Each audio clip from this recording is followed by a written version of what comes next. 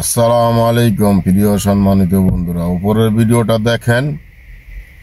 ধানমন্ডি ৩২ নম্বর ভেঙে দেওয়ায় জাতির উদ্দেশ্যে শেখ হাসিনার পর এবার তার ছেলে সজীব ওয়াজিদ জয় ইতিহাস তুলে তুললেন।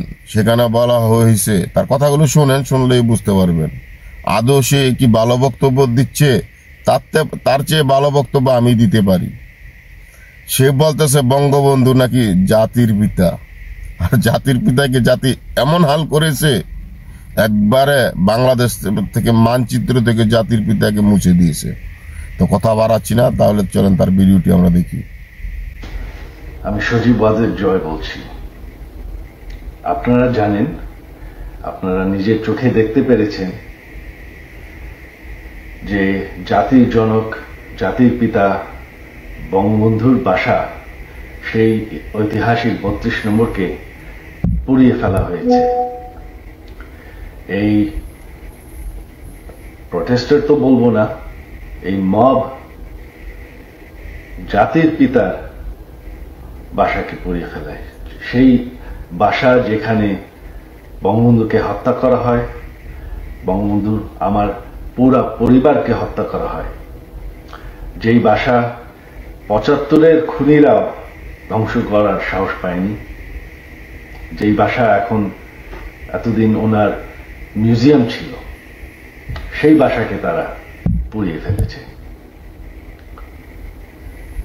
বঙ্গবন্ধু একটি দলীয় বিষয় না, বঙ্গবন্ধু হচ্ছেন জাতির পিতা। বঙ্গবন্ধু না থাকলে আজকে আমরা বাংলাদেশ হতাম না, আজকে আমরা পাকিস্তান হয়ে থাকতাম।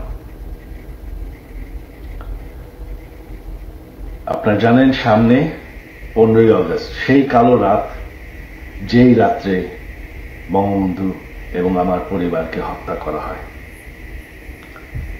আমার আহ্বান বাঙালি জাতির কাছে যে আপনারা যদি স্বাধীনতার চেতনায় বিশ্বাস করেন, আপনারা যদি বাংলাদেশকে ভালোবাসেন, আর এই যে বাংলাদেশে বাস করছেন, এটাকে মেনে নেন যে বঙ্গবন্ধু আপনাদেরকে স্বাধীনতা দিয়েছে, আমাদেরকে স্বাধীনতা দিয়েছে।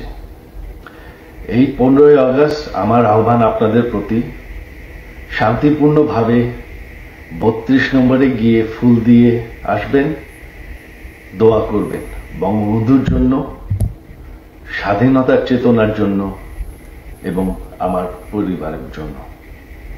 এই হলো আমার আহ্বান আপনাদের প্রতি। ধন্যবাদ। জয় বাংলা, জয় বঙ্গবন্ধু।